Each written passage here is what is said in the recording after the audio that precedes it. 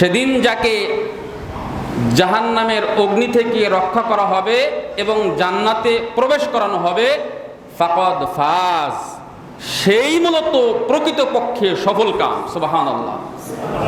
আমরা সফলতার পিছনে ছুটছি, বাড়ি করব, গাড়ি করব, টাকা অর্জন করব, আমার ছেলে, আমার মেয়ে, আমার ব্যবসা, এগুলোর পিছনে ছুটছি না? এই সফলতা কি প্রকৃতপক্ষে আমার আপনার সফলতা ভাই? এগুলো ইচ্ছায় অনিচ্ছায় ফেলে চলে যেতে হবে। এগুলো আপনার সাথে যাবে না। আপনার ছেলে, আপনার মেয়ে, আপনার সম্পদ, আপনার ক্যারিয়ার, আপনার দুনিয়া, এগুলো এখানেই থেকে যাবে। এগুলো হচ্ছে ফিতনা, পরীক্ষার বস্তু। এই জন্য মৃত্যুকে আমরা ভুলে আসি। আল্লাহ বলতেছেন, এই যে দুনিয়ার পিছনে তুমি ছুটছো, যে দুনিয়াকে মায়া করতেছো, এগুলো কি? এই আয়াতের শেষে মহান আল্লাহ বলতেছেন, আমাল হায়াতুদ দুনিয়া ইল্লা মাতাউল গুরুর। হে দুনিয়ার মানুষ, তুমি যে দুনিয়ার পিছনে ছুটছো, তুমি যে ছেলের পিছনে ছুটছো, তুমি যে ব্যবসার পিছনে ছুটছো, তুমি যে ক্যারিয়ার পিছনে ছুটছো, তুমি যে সফলতার পিছনে ছুটছো, এই দুনিয়া হচ্ছে মিথ্যা মায়া, এটা হচ্ছে ধোঁকা, এটা হচ্ছে খেল তামাশা, এটা হচ্ছে স্বপ্ন।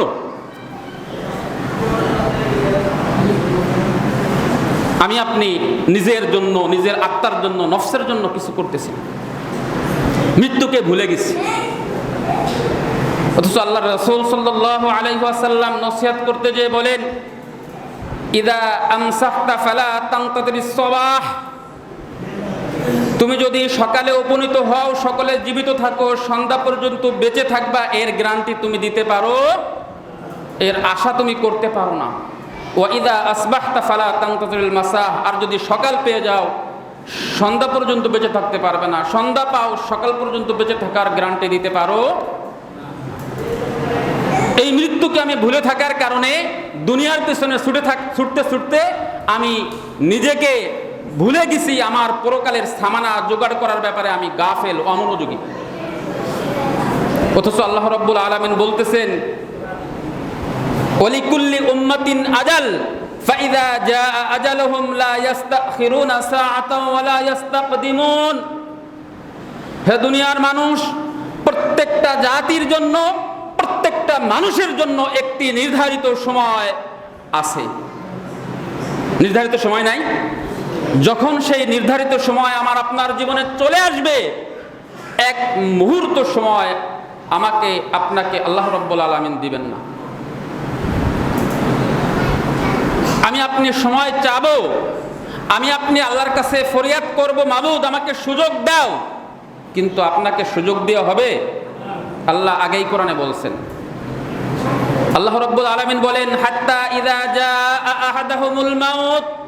বান্দার নিকট যখন মালাকুল মাউত উপস্থিত হবে, মালাকুল মাউতকে দেখবে, পরকাল তার সামনে এখন উপস্থিত। দুনিয়ার জীবন, খেলতামাশা, মিথ্যা মায়া, ধোঁকা, এগুলো সে বুঝে ফেলবে যে হায় রে, দুনিয়ায় যা কিছু করছি, যে ক্যারিয়ারের পিছনে ছুটছি, আমার সামানা আমি প্রস্তুত করি নাই। মালাকুল মউতকে দেখার পরে সে ঘুম ভেঙে যাবে, তখন আফসোস করে বলবে, ওয়ালা রাব্বির জিউন, হে আমার রব, আমাকে একটু সময় দাও। লাআল্লি আ'মালু সালিহান ফীমা তারাকতু, ইতিপূর্বে যে সৎকর্ম আমি আগে করি নাই, এখন করতে চাই। সময় পাওয়া যাবে ভাই? সময় পাওয়া যাবে না। আল্লাহ বলবেন, কাল্লা, কখনো নয়, আর সময় দেওয়া হবে না। পরীক্ষার খাতা এখন জমা দেওয়ার সময়, সময় আর নাই। সম্মানিত উপস্থিতি, আমি আপনি ধোঁকার ভিতরে আছি, মিথ্যা মায়ার ভিতরে আছি, খেলতামাশার ভিতরে আছি।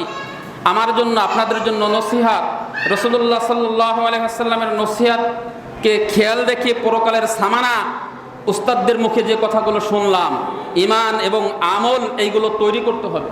এগুলো পরকালের সামানা, পরকালের পাথেয়। এইগুলো ছাড়া পরকালে আপনি বাঁচতে পারবেন না। কবর আপনার আত্মীয় না, কবর আপনাকে ছাড় দিবে না। কিয়ামতের ময়দান খুব ভয়াবহ, সেখানে আপনাকে উপকারে দেবে আপনার ঈমান, আপনার আমল। রাসূলুল্লাহ সাল্লাল্লাহু আলাইহি ওয়াসাল্লাম তার মেয়ে ফাতেমাকে বলতেছেন, ইয়া ফাতেমা বিনতি মুহাম্মদ, হে আমার কলিজার টুকরা মেয়ে ফাতেমা, আমি তোমার বাবা, তোমাকে বলছি, তুমি শোনো। লাআল্লি আ'মালু সালিহান ফীমা তারাকতু, দুনিয়ার জীবনে আমি তোমার বাবা, আমার কাছে কিছু চাও, তোমাকে ধন সম্পত্তি দেই।